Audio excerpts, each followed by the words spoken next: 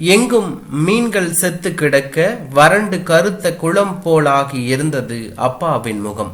30 ஆண்டுகளாக கட்டி சுமந்து தெரிந்த பொய் மூட்டை ஒன்று அவிழ்ந்து வீடெங்கும் பொசுங்கிய ரோமத்தின் துர்நாற்றம் முற்றத்தில் நின்ற தூண்களைப் போல நிலை கொண்டு நின்றது. தரைக்குள் முகம் புதைத்து கொள்ளும் நெருப்பு கோழி போல முகத்தை தொண்டைக்கும் மார்புக்கும் நடுவில் புதைத்து கொண்டார் தாத்தா. 30 ஆண்டுகளுக்கு பிறகு வீடு தேடி வந்திருந்த அத்தையையும் மாமாவையும் தாத்தாவும் அப்பாவும் ஏறெடுத்தும் பார்க்கவில்லை என்று தான் சொல்ல வேண்டும். தாத்தா உட்கார்ந்திருந்த கட்டிலுக்கு நேர் எதிரில் கிடந்த நாற்காலியின் விளிம்பில் மாமா உட்கார்ந்தார். யாரும் உட்கார சொல்லாததால் அத்தையே அவரை அதில் உட்கார சொன்னதாக சுமதி பிற்பாடு சொன்னாள். நல்ல கருப்பாக லட்சணமாக தீர்க்கமான கண்களுடன் மாமா எல்லோரையும் மாறி மாறி பார்த்து கொண்டே இருந்தார். கட்டிலுக்கு இடதுபுறம் இருந்த பழைய ஸ்டீல் சேரில் சாய்ந்து உட்கார்ந்து கொண்டு வாசலை தாண்டி அதையும் தாண்டி எங்கோ பார்த்தபடி உட்கார்ந்து இருந்தார் அப்பா. நடுக்கூடத்தில் 2 கைகளையும் தரையில் ஊன்றியபடி தாத்தாவுக்கும் அப்பாவுக்கும் நடுவில் இருவருக்கும் சேர்த்து பொதுவாக தரையில் விழுந்து கும்பிட்டது அத்தை. ஆதரவாக தொட்டு தூக்க போன அம்மாவின் கையை பிடித்து வெடுக்கென இழுத்து தனக்கு அருகில் தரையில் உட்கார வைத்து கொண்டார் அப்பா என்று தான் சொல்ல வேண்டும். கொஞ்ச நேரம் அப்படியே கிடந்துவிட்டு கூப்பிய கரங்களுடன் சிவந்து கலங்கிய கண்களுடனும் எழுந்த அத்தை அங்கேயே மாமாவின் காலடியிலேயே அமர்ந்து கொண்டது என்று தான் சொல்ல வேண்டும். நிசப்தமாக இருந்தது. எல்லாம் மறந்து எங்களை ஏத்துக்கணும். ஒரே மகளுக்கு கல்யாணம் வச்சிருக்க, எல்லோரும் வந்துடணும். அத்தையின் ஒவ்வொரு சொல்லுக்கும் இடையே கடந்து போன ஆண்டுகளின் இடைவெளி கனத்து படிந்து இருந்தது. ஒவ்வொரு சொல்லையும் ஒவ்வொரு முகமாக பார்த்து சொன்னது அத்தை. எங்களுக்கு அத்தை என்று ஒருத்தி இருப்பதும் அப்பா தனியாக பிறந்தவர் இல்லை என்பதும் தெரிய வந்த அதிர்ச்சியிலிருந்து குழந்தைகளாகிய நாங்கள் மீளவே இல்லை என்றுதான் சொல்ல வேண்டும். நான், தம்பி சதீஷ், தங்கை சுமதி 3 பேரும் அம்மாவுக்கு பின்னால் நெருக்கமாக உட்கார்ந்து கொண்டோம். தாத்தா, அப்பா, அம்மா மூவருமாக சேர்ந்து கட்டி காத்த பொய் மூட்டை ஒன்று அவிழ்ந்தது. அத்தையாக வெளிப்பட்டு அது நின்றது என்றுதான் சொல்ல வேண்டும். கருகருவென்று சுருட்டையான தலைமுடி, திருத்தமான முகவெட்டு, கன்றி போன தக்காளி சிவப்பில் பேரழகாக இருந்தாள் அத்தை. எங்களை ஏத்துக்கடணும், எல்லோரும் வந்துடணும் என்று சொல்லிவிட்டு 2வது முறையும் விழுந்து கும்பிட்டது அத்தை. எதுக்கு இப்படி திரும்ப திரும்ப என்று சொல்ல வந்த அம்மாவை தனது உதடுகளில் விரல் வைத்து மௌனமாக்கினார் அப்பா. யாரும் எதுவும் பேசவில்லை. திறந்திராத வீட்டுக்குள் அலையலையாக மௌனம் நுழைந்து கொண்டே இருந்தது. மௌனம் மளமளவென்று நீர்மட்டம் போல ஏறி எல்லோரையும் மூச்சு திணற வைத்தது.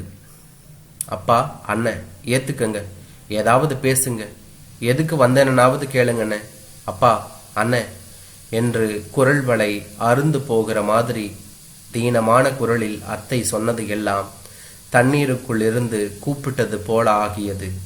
கரையேறி நின்ற தாத்தாவுக்கும் அப்பாவுக்கும் எதுவுமே கேட்கவில்லை.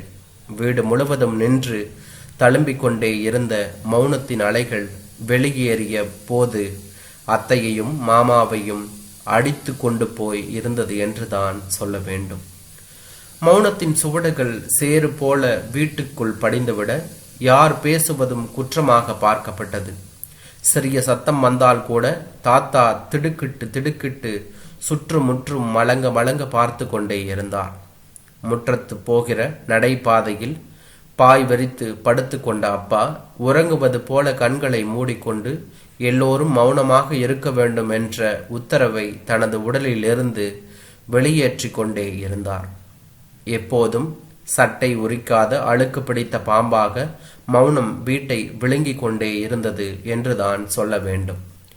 அடுத்தடுத்த நாட்களில் கொல்லைப்புறத்தில், கிணற்று அடியில், சமையல் கட்டில், மொட்டை மாடியில் என வேறு வேறு தனிமையான இடங்களை தேர்ந்தெடுத்து அம்மாதான் அத்தையை பற்றிய எல்லா செய்திகளையும் சொல்லிக் கொண்டே இருந்தான்.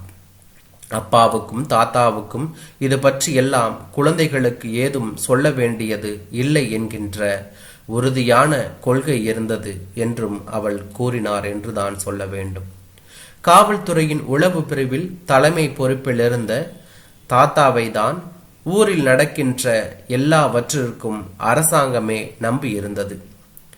அவருக்கு தெரியாமல் ஒட்டுமொத்த மாநிலத்திலும் ஒருத்தனும் ஒண்ணுக்கு கூட போக முடியாது என்கின்ற அளவுக்கு அவரது ஆட்கள் எல்லோரையும் எல்லாவற்றையும் கண்காணித்து கொண்டே இருந்தார்கள் என்றுதான் சொல்ல வேண்டும்.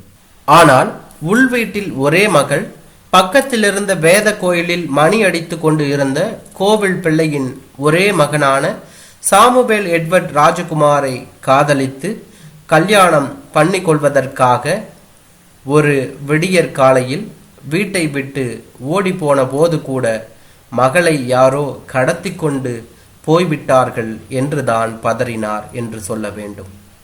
அதிகாலையில் வாசல் தெளிக்க கொண்டு போன ஒரு வாளி தண்ணீரும் விளக்கமாறும் கோலப்பொடி போட்டு வைத்தது இருந்த டப்பாவும் அப்படியே வாசலில் இருக்க மகள் காணாமல் போனது அவரை கலங்கடித்தது. தன்னால் பாதிக்கப்பட்ட யாரோ இதை செய்திருக்க கூடும் என்றுதான் அவரது போலீஸ் புத்தி கணித்தது. அவரது ஆட்கள் மாநிலம் எங்கும் தேட துவங்கி இருந்தார்கள் என்றுதான் சொல்ல வேண்டும். மகள் காணாமல் போனதை விடவும் மனைவி பதற்றமாகி வயிறு கலங்கி கலங்கி அடிக்கு ஒரு தரம் கழிப்பறைக்கு போவதும் கழிப்பறைக்குள் குமுறி குமுறி அழுவதும் சமையல் கட்டிலேயே பாய் கூட போட்டு கொள்ளாமல் தரையில் படுத்து அழுவதும் அவரை பெரிதும் நோக வைத்தது என்றுதான் சொல்ல வேண்டும். துயரத்தை கட்டுப்படுத்தி கொண்டு மகன் கனக சபாபதியை மட்டும் மகளின் நண்பர்களது வீட்டில் தேட சொல்லிவிட்டு வீட்டிலேயே இருந்து கொண்டார். ஆர்டரில் வாங்கியே வந்த காஃபியையும் பலகாரத்தையும் சாப்பிட மறுத்த மனைவியை கடிந்து கொண்டு, எல உனக்கு என் பேர்ல நம்பிக்கை இல்லை, பொழுது சாயறதுக்குள்ள பிள்ளைய கொண்டாந்து உன் கண்ணு முன்னால நிறுத்துறேன் என்று சொன்னார். இப்ப சாப்பிடுதியா இல்லையா என்றதும் அவரின் அதிகாரத்தின் அருமை பெருமைகளை அறிந்ததினால் கொடுத்ததை சாப்பிட்டு விட்டு அங்கேயே படுத்து கொண்டார். நீங்க சாப்பிடலையா என்று கேட்டதும் குளிச்சுட்டு சாமி கும்பிட்டு சாப்பிட்றேன் என்றபடி எழுந்து கிணற்றடிக்கு போனார் கல்யாண சுந்தரம் என்றுதான் சொல்ல வேண்டும். அவர் IPS. குளித்து முடித்து ஈர துணியோடு பூஜை அறைக்கு வந்து நெல்லையப்பரை மனமாற வழிபட்டால் எந்த வழக்கிலும் அவன் துப்பு கொடுப்பான் என்பது அவரது நம்பிக்கை. அடியும் முடியும் அறியப்படையாத எம்பெருமானுக்கு எல்லா திசைகளிலும் என்ன நடக்கிறது என்று தெரியும் என்பதால் எந்த வழக்கை எந்த திசையில் எப்படி செலுத்துவது என்று பூஜை நேரத்தில் அவருக்குள் தோன்றுவதை நெல்லையப்பரே தனக்கு காட்டுகிற பாதையாக தான் கருதி கொள்வார். குளிக்க போகிற போதே நெல்லையப்பரே வழிகாட்டும் ஐயா, பொம்பளை பிள்ளைய பத்திரமா பொழுது சாயறதுக்குள்ள வீட்டுக்கு கொண்டாந்து சேர்த்துரும் ஐயா, நீரு கேட்குற காணிக்கைய உம்ம காலடியில கொண்டாந்து சேர்க்கிறேன் என்று மனசுக்குள் கரைந்து உருகி வேண்டிக் கொண்டார் கல்யாண சுந்தரம் என்றுதான் சொல்ல வேண்டும். நெல்லையப்பர் அவரை முழுவதுமாக கைவிட்டு விடவில்லை. பூஜை அறையில் நெல்லையப்பர் படத்துக்கு கீழே மகள் எழுதி வைத்து விட்டு போன கடிதம் கிடந்தது. எல்லாம் தற்போது அவருக்கு தெளிவாகிவிட்டது. மகளை தேடுவதை நிறுத்துமாறு தனது ஆட்களுக்கு உத்தரவிட்டார். மகனை திரும்ப வரச் சொல்லி வேலைக்கு போக சொன்னார். மகளின் கடிதத்தை மனைவியின் கையில் வாசிக்க கொடுத்து, உன் மவ செத்து போயிட்டா என்று சொல்லிவிட்டு ஆபீஸுக்கு புறப்பட தயாரானார். மதியானம் எப்பவும் போல சாப்பிட வரேன், எதையாவது ஆக்கிவை என்று சொன்னார் அவர். கல்யாணி அம்மாள் தயங்கி தயங்கி, அறியாத புள்ள, அதுக்காக செத்துருச்சு நான் சொல்றது, எங்கன இருந்தாலும் தேடி கூட்டிக்கிட்டு வாங்க என்று சொன்னாள் அவள். இப்படி ஒரு சாதி கெட்ட ஓடுகாலைய பெத்ததுக்கு இந்த வயிற்றுல கொல்லிய வச்சிடலாம் என்று மனைவியின் வயிற்றுக்கு நேராக 5 விரல்களையும் ஆயுதம் போல நீட்டினார் என்றுதான் சொல்ல வேண்டும். ஓசையே இல்லாமல் அழுது கொண்டே மீண்டும் அடிவயிற்றை பிடித்து கொண்டு கழிப்பறைக்குள் ஓடினாள் கல்யாண அம்மா. பெத்த வயிறு பேதலித்தது. அடிவயிறெங்கும் அவரது சொற்களும் விரல்களும் பாதாள கரண்டி போல புரண்டது. இழுத்து கட்டப்பட்ட வீணையின் நரம்பு போல கால்கள் விரைத்து கொண்டு நீண்டன. கழிவறையிலேயே சபமானாள் கல்யாணி அம்மா. கழிவறை கதவை உடைத்து மாலையிலே இறுதி சடங்குகள் முடித்து கொண்டார் கல்யாண சுந்தரம் என்றுதான் சொல்ல வேண்டும். மனைவி செத்ததை விடவும் மகள் ஓடிப்போனதை விடவும் ஊரெல்லாம் உளவு பார்த்து சொன்ன தனது அதிகாரத்தின் மீது மண் விழுந்தது. அவரை உடுப்பை கலற்றி தூர போட வைத்தது. அன்றைக்கு தலையை தொண்டைக்கும் நெஞ்சுக்கும் நடுவில் புதைத்தவர்தான் நிமிரவே இல்லை. அப்பாவும் மகனுமாக சேர்ந்து ஓடிப்போனவளது உடைமைகள் நினைவுகள் என எல்லாவற்றையும் தடயமின்றி அளித்தார்கள். அப்படி ஒரு பெண் பிறக்கவே இல்லை என்கின்ற பொய்யை பிறப்பித்து அதை பேணி வளர்த்தார்கள். அப்பாவுக்கு கல்யாணமாகி வீட்டுக்கு வந்த அம்மாவும் அதை சேர்த்து காப்பாற்றி இருக்கிறார். பிறந்து வளர்ந்த வீடு தேடி அத்தையே வருகிற வரை அந்த பொய் மூட்டை அவிழாமல் இருந்தது. இப்போது எல்லாமே அவிழ்ந்து உடைந்து தெரித்து கிடந்தது. இந்த கதையெல்லாம் 2-3 நாட்களில் ரகசியமாக அம்மா சொல்லி தீர்த்தாள். வீடு தன்னிலை திரும்ப பல வாரங்கள் ஆகிவிட்டன. ஓடுகிற காலம் தன் காலடியில் அகப்பட்ட எல்லாவற்றையும் அரைத்து தேய்த்து கூழாக்கி உருமாற்றி உருட்டி புரட்டி எங்கெங்கோ கொண்டு சேர்த்தப்படுகிறது. 9 வருடங்கள் கழித்து இன்றைக்குதான் வள்ளி ஊரில் வேலை பார்த்து கொண்டு இருந்த எனக்கு தங்கை சுமதி போன் செய்தாள். அண்ணன், மாமா செத்து போயிருச்சான். அத்தையே போன் பண்ணி சொல்லுச்சு. இங்கே யாரும் போறதா தெரியல. யாராவது போய் அவளுக்கு பிறந்த வீட்டு கோடி எடுத்து போடணும்னு அம்மா சொன்னதுக்கு, என் பொண்டாட்டி செத்ததுக்கு காரணமானவ வீட்டு இளவுக்கு நான் போக மாட்டேன். கனகு, நீ வேணும்னா போய்க்கப்பா என்னட்டார் தாத்தா. உங்களுக்கே மக இல்லைன்னா எனக்கு எங்கே இருந்து உடம்புறப்பு வரும்? சொல்லிவிட்டு அப்பா ஆஃபீஸுக்கு போயிருச்சுனே. அங்கே இருந்து கயத்தாறு பக்கமாக இருந்தா நீ போயிட்டு வானே என்று ஒரே மூச்சாக சொல்லிவிட்டு பதிலுக்கு கூட காத்திராமல் போனை துண்டித்தாள் தங்கை. போகணும் என்பதை தவிர வேறு எதுவும் தோன்றவில்லை. ஆஃபீஸுக்கு லீவு சொல்லிவிட்டு டாக்ஸி ஸ்டாண்ட் போய் வழக்கமாக ஆஃபீஸுக்கு வண்டி ஓட்டும் குருநாதன் அண்ணாச்சியை பார்த்து வண்டி பிடித்தேன்.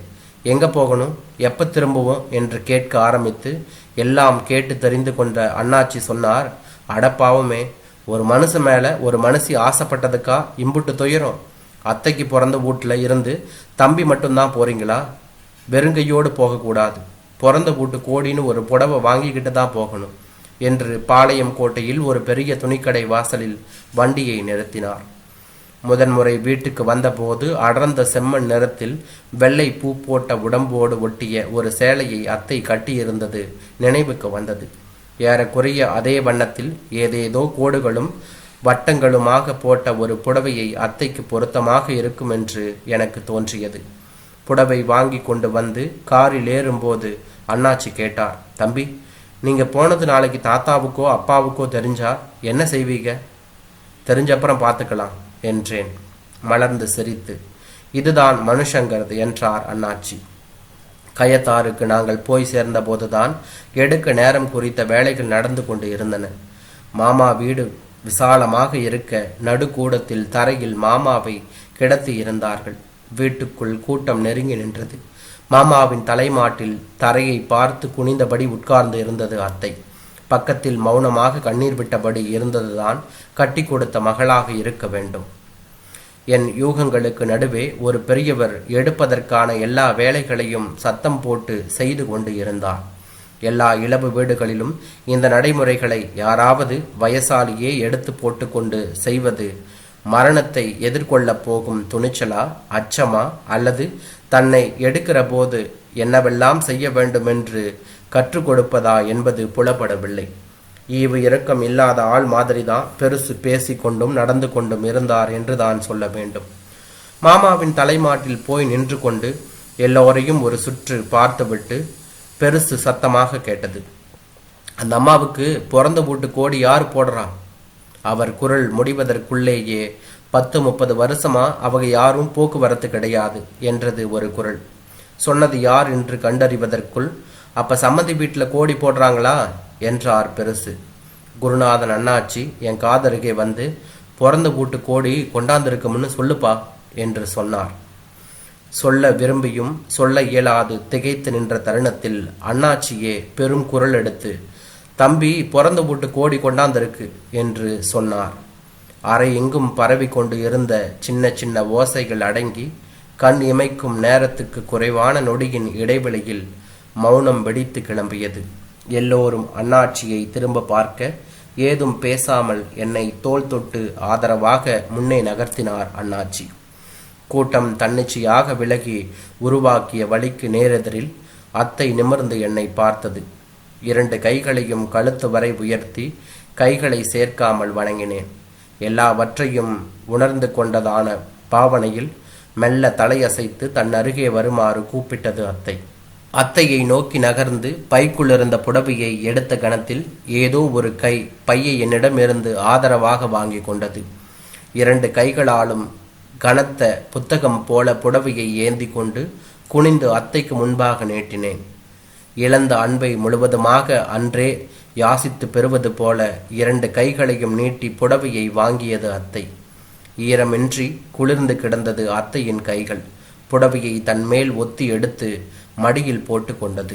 2 அடி தள்ளி நின்ற என்னை மீண்டும் நிமிர்ந்து பார்த்து இன்னும் அருகே வருமாறு தலையசைத்து அழைத்தது அத்தை. நெருங்கிய கணத்தில் என் 2 கால்களையும் கட்டி இறுக்கமாக அணைத்து கொண்டு எல்லோரும் திகைத்து கண்கலங்க பெருங்குரலில் கதறியபடி அத்தை கூப்பிட்டது, அண்ணே என்றார்.